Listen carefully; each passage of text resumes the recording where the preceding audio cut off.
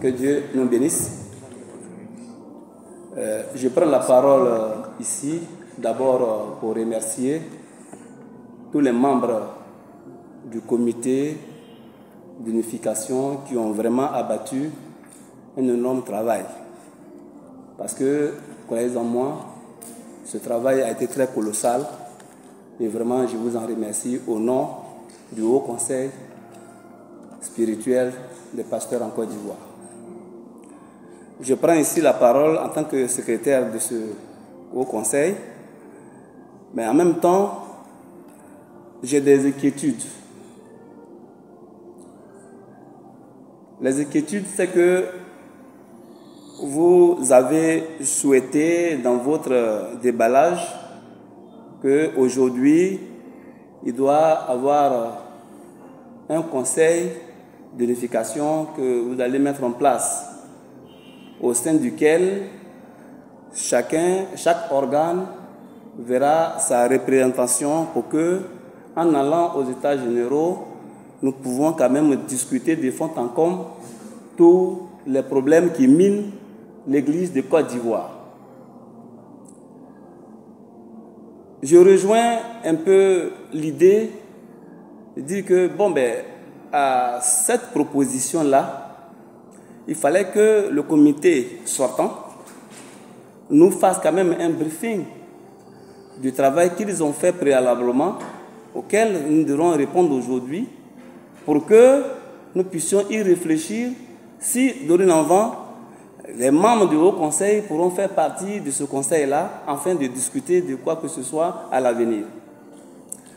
Notre deuxième inquiétude, parce que Papa Taé a tellement bien fait le travail, j'en vis vraiment que je l'ai applaudi moi seul ici, parce que c'est un travail de génie. Mais en aucun cas, je n'ai pas vu que le comité d'unification soit allé voir le révérend pasteur Edjemou Blain Jacob. Pour la première fois, ils sont allés pour lui remettre une lettre d'autorisation, entre guillemets, comme je peux le dire, mais ils ne sont plus repartis le voir pour lui dire voilà à quel niveau nous sommes et comment nous voulons entreprendre le travail de l'unité en Côte d'Ivoire. Est-ce que cela a été fait par stratégie ou bien par omission? Or, Papa Edjemou n'est pas n'importe qui. Donc, je ne suis pas son avocat, mais ça m'interpelle et ça interpelle plus d'une personne assise autour de cette table. Ça, c'était vraiment un peu ça. Deuxièmement, je voulais encore savoir le Bénin et le Nigeria.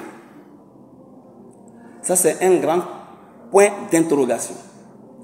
Est-ce que la Côte d'Ivoire n'est pas assez mûre de régler d'abord ces problèmes en interne et proposer à l'échelle mondiale ce qu'ils ont retrouvé en leur sein, afin que eux aussi, ils fassent des propositions pour avoir une unité mondiale. Je ne sais pas la mission spirituelle qui a été donnée à Papa Sarasoro, elle est mondiale ou bien elle est nationale, ça, je m'en excuse, ou bien je ne sais pas. Deuxièmement, quatrièmement, ouais, je m'excuse, papa, il faut vraiment me suivre. Voilà. Quatrièmement, Papa Sarasoro, en introduction, a dit il y a un document qu'on appelle la Constitution. Donc, je n'ai pas bien compris. Si nous devons débattre le problème de l'unité en Côte d'Ivoire, si cela doit rôder autour de la Constitution, je dis bien la Constitution dite bleue, est-ce qu'on ne peut pas, le communisme ne peut pas d'abord chercher à savoir si toute la Côte d'Ivoire céleste adhère à cette constitution. C'est d'abord ça. Est-ce que la Côte d'Ivoire céleste adhère à cette constitution? Parce que, je vous le dis déjà, que cette constitution, nous, on ne l'appelle pas constitution, mais un recueil de faits. Donc, on va y arriver plus tard. Mais il faut amener tout le monde à d'abord accepter la base. Si on doit débattre de l'unité autour de la constitution. Je vous remercie. Merci beaucoup.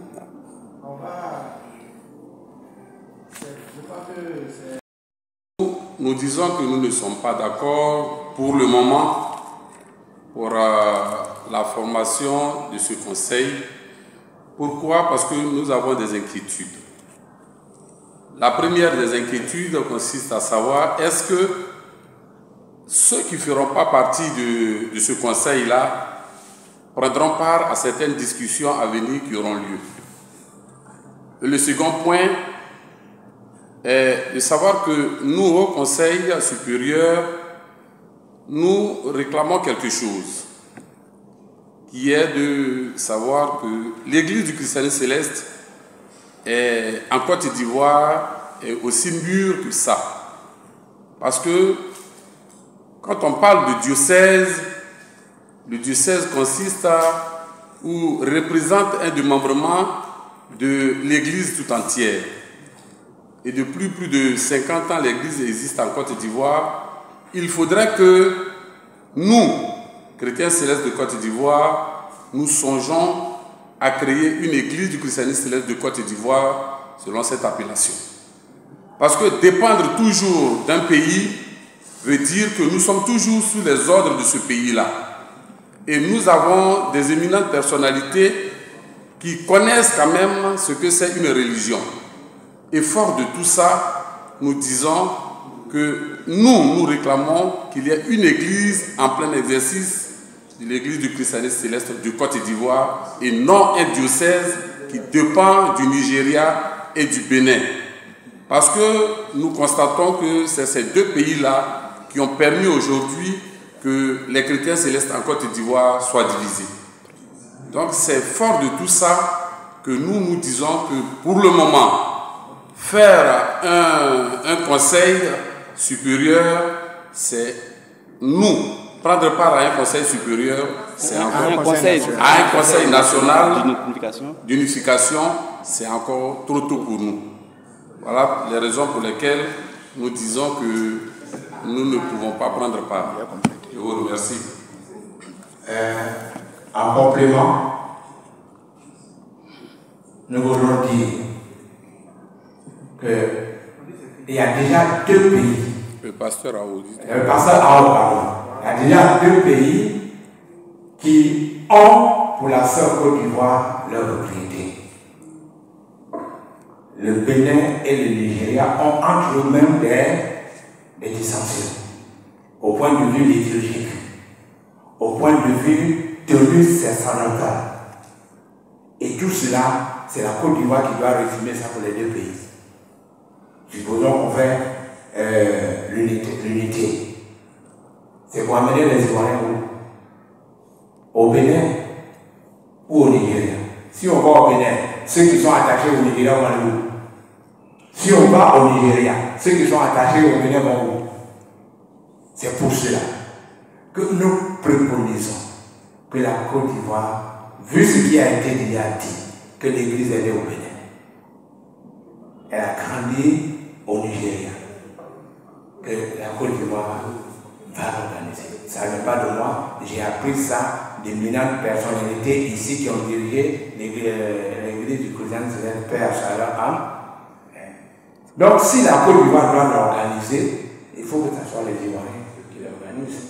Et pour organiser, il faut qu'il y ait une église. Donc c'est pour cela que nous ne pouvons pas, pour le moment, appartenir à un conseil national de façon, c'est pas où on va. Et ce document, on vous avait demandé aussi de nous faire le retour. Est-ce que le retour est fait?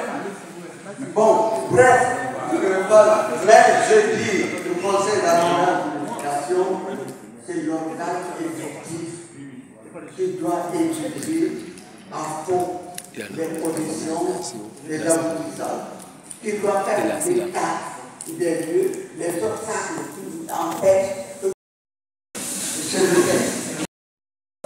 Bon, si vous le souhaitez, faire partie du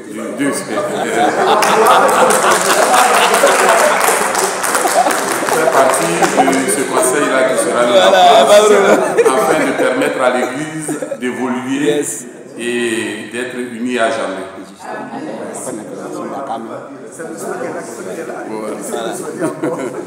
Merci à tous.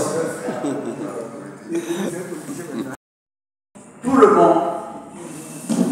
le monde, tous ceux, nous sommes ici, le conseil, tout le monde est conseiller.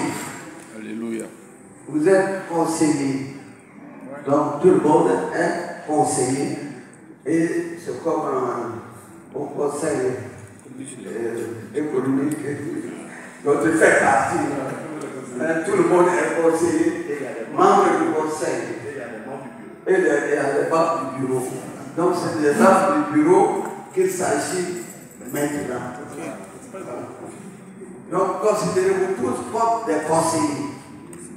Tous ceux qui sont venus sous l'étiquette.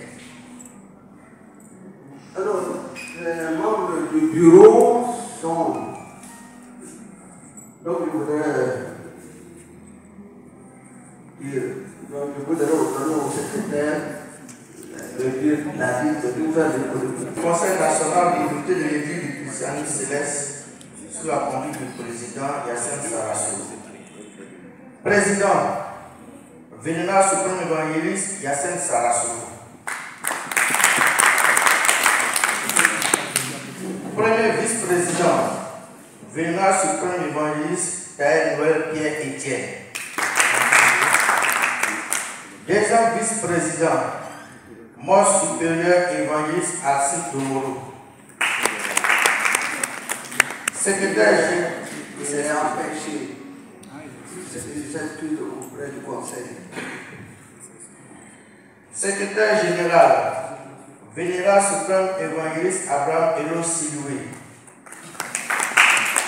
Secrétaire général adjoint, Vénéral suprême évangéliste Ngueta Mathias.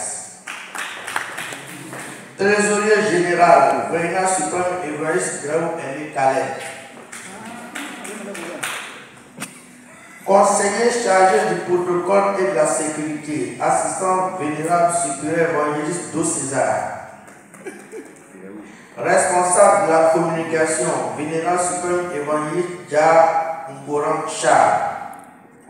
Chargé de la communication, vénérable suprême évangéliste Yaou Vitalien. Responsable des activités spirituelles, supérieur évangéliste Josué Koulibaly. Et dans ce bureau, accompagne ce bureau 7 conseillers spéciaux, dont les noms sont les suivants. Nous avons fait par ordre alphabétique, ce n'est pas protocolaire. Vénéral suprême évangéliste Aka Justin. Conseiller spécial. Vénéral suprême évangéliste Amako Brou Alphonse. Conseiller spécial. Vénéral suprême évangéliste Seigneur évangéliste Dango Jean-François. Révérend pasteur de fonction Godonou Jean-Baptiste. Révérend pasteur Béli Petit André. Révérend pasteur Kakou Eli Salomon. Révérend pasteur Boulot Nicolas. 3 conseillères. Mère Céleste Léa Oupo. Supérieure Maman Sarasro Edith. Et la vénérable Seigneur Maman Simone Aéric Kakou. Voilà le bureau. Tous les autres participants sont des membres. Merci.